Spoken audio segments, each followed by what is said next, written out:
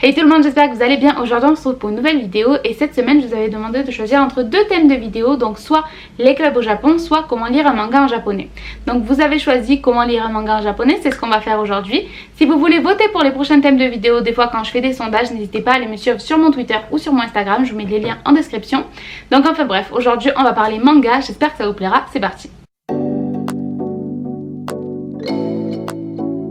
Alors personnellement, quand j'ai commencé à lire des mangas en japonais, en fait j'avais pas du tout envie de base de lire des mangas en japonais. J'avais envie bien sûr dans le futur lointain, au moment où je me disais que je serais assez à l'aise pour que ça passe tout seul, pour que je puisse le lire aussi facilement qu'un livre en anglais ou en français. Mais ça se fait pas comme ça, en fait c'est pas aussi facile que ça, tout simplement parce que la facilité vient avec la pratique. Donc en fait ça veut dire que vous allez galérer au début, on a tous galéré, vous allez batailler avec les mots, avec les kanji, avec les phrases, etc. Ça va être difficile, mais au fur et à mesure ça va devenir de moins en moins difficile et au final ça va aller tout seul. Donc j'ai acheté quelques mangas quand j'habitais au Japon, ils sont restés des semaines et des semaines et des semaines dans ma bibliothèque sans même que je les ouvre parce que j'avais pas du tout envie de galérer en les lisant. Et en fait un jour j'ai regardé un drama japonais et il n'y avait pas la fin. Enfin la fin n'était pas du tout satisfaisante et je savais que le drama se terminait en manga en fait. Sauf que les mangas avaient pas été traduits ni en anglais ni en français. Du coup si je voulais les lire, si je voulais connaître la fin, j'étais obligée de lire en japonais. Donc personnellement ça a été mon déclic pour pouvoir me mettre au manga en japonais. C'était de ne pas avoir le choix tout simplement parce que j'appréhendais trop. Mais je vous rassure, si jamais vous avez du mal à vous y mettre, vraiment c'est pas si difficile que ça. C'est difficile au début, mais comme je vous l'ai dit, la facilité vient avec la pratique. Donc il va falloir que vous lisiez beaucoup pour que ça devienne facile. Mais en fait je m'en faisais des montagnes et c'était pas du tout aussi horrible que ça. Donc alors mon premier conseil pour débuter dans la lecture de manga en japonais, c'est de bien choisir son genre. Attention, vous n'allez pas commencer à lire un seinen fantastique alors que vous avez à peine commencé à apprendre le japonais. Vous allez devoir apprendre des nouveaux termes qui ont même été inventés par l'auteur, des trucs galères comme ça, tout un système de magie si vous lisez du fantastique, et ça va être beaucoup trop galère, ça sert à rien. Vous allez devoir batailler et au final peut-être que ça va vous décourager. C'est pas du tout une bonne solution de faire ce genre de choses. Pour commencer, je vous conseille de lire des mangas pour les enfants ou des mangas dont vous avez déjà vu l'anime ou le drama, dont vous connaissez déjà l'univers en fait.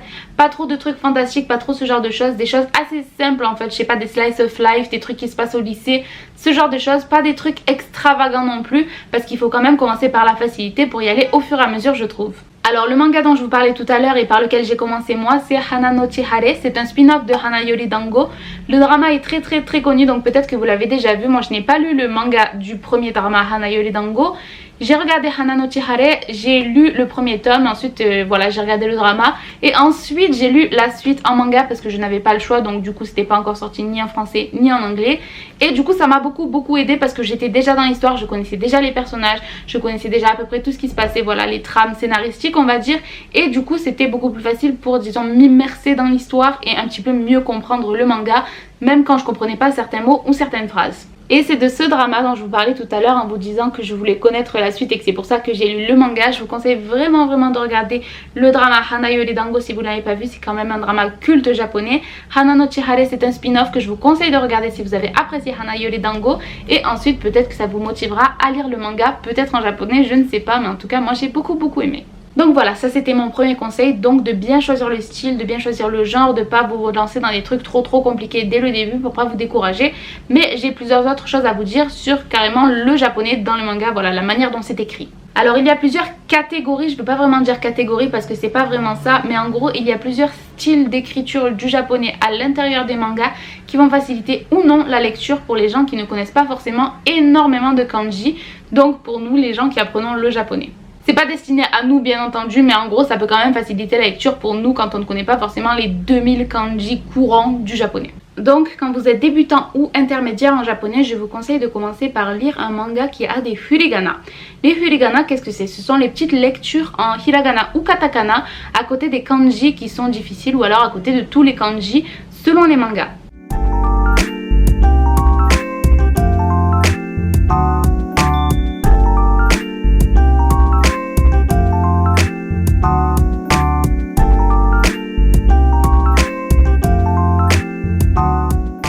Donc on va dire qu'en gros il y aura 3 catégories de manière d'écrire le japonais dans les mangas. C'est pas vraiment des catégories, c'est pas vraiment des manières d'écrire, mais je voyais pas comment dire ça autrement, enfin bref. Donc tout d'abord il y aura des mangas où absolument tous les kanji seront orthographiés en hiragana. Donc vous aurez la lecture de tous les kanji. Ça c'est le mieux pour commencer je pense. Ensuite il y aura des mangas où certains kanji difficiles seront orthographiés en hiragana. Les autres seront laissés juste en kanji sans la lecture.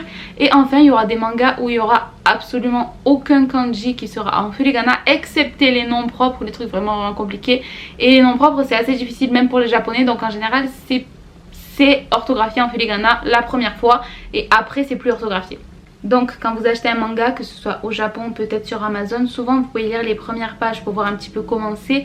Faites attention de voir s'il y a les hiragana ou s'il n'y a pas les hiragana selon ce que vous voulez, la manière dont vous voulez apprendre en lisant le japonais dans le manga.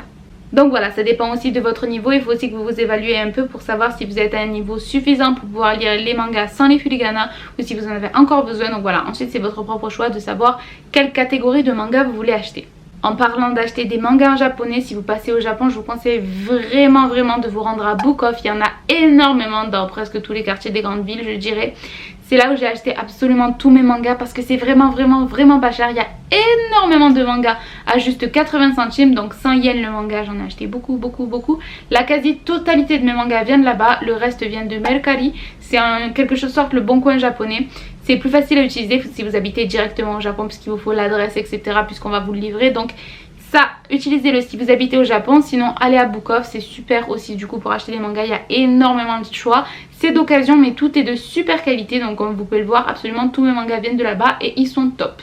Si vous n'habitez pas au Japon et que vous ne prévoyez pas d'aller au Japon prochainement, vous pouvez utiliser Amazon pour acheter des mangas en japonais. Et du coup on en vient à un autre point que je voulais aborder, les mangas sur Amazon. Sur Amazon, ce qui est très bien, et on va aussi aborder en plus des mangas, les romans en japonais ou absolument n'importe quel livre en japonais, c'est que vous pouvez acheter les livres en e-book. Acheter des livres en e-book sur Amazon, ça signifie aussi que vous pouvez utiliser une liseuse électronique comme celle-ci et donc l'utiliser pour avoir la traduction ou la définition de certains mots que vous ne comprenez pas.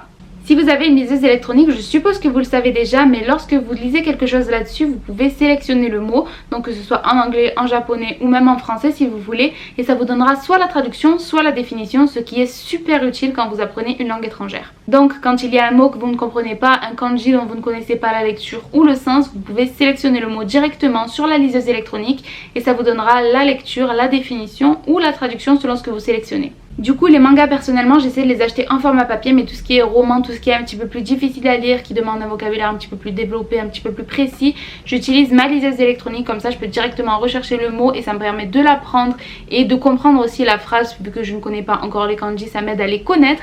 Du coup voilà, je trouve ça vraiment super pratique. Et du coup ce qui est assez pratique c'est que si vous voulez commander sur Amazon Japon par exemple mais que la boutique ne livre pas en France, vous pouvez aussi acheter la version e-book, ce sera beaucoup plus pratique pour vous.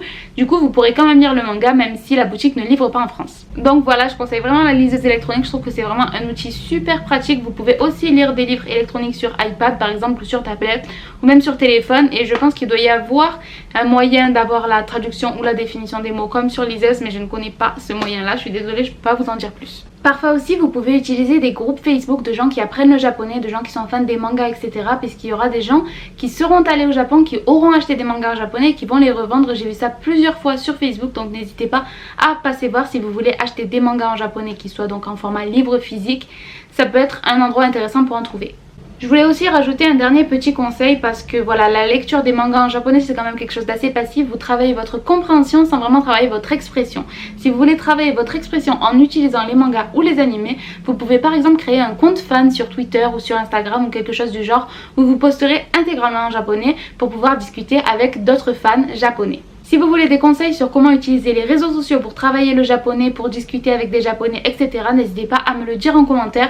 Moi aussi j'utilise énormément les réseaux sociaux, principalement Twitter, pour discuter en japonais avec des japonais. Ça m'aide pour la compréhension puisque je lis énormément de posts en japonais, mais ça m'aide aussi pour l'expression puisque à la fois je poste et je discute avec d'autres internautes japonais. Et du coup n'hésitez pas à me dire si ça vous intéresse dans les commentaires. Du coup voilà, j'espère que la vidéo vous aura plu, n'hésitez pas à me le dire en commentaire comme d'habitude, vous savez que j'adore lire vos commentaires, vos messages etc. N'hésitez pas à me contacter si vous avez besoin de plus d'informations, de plus de conseils, de conseils personnalisés, même n'hésitez pas à me le dire sur mes réseaux sociaux, en commentaire etc. Venir discuter avec moi, ça me fait toujours super plaisir. Et sur ce, je vous dis à une prochaine vidéo, bye bye.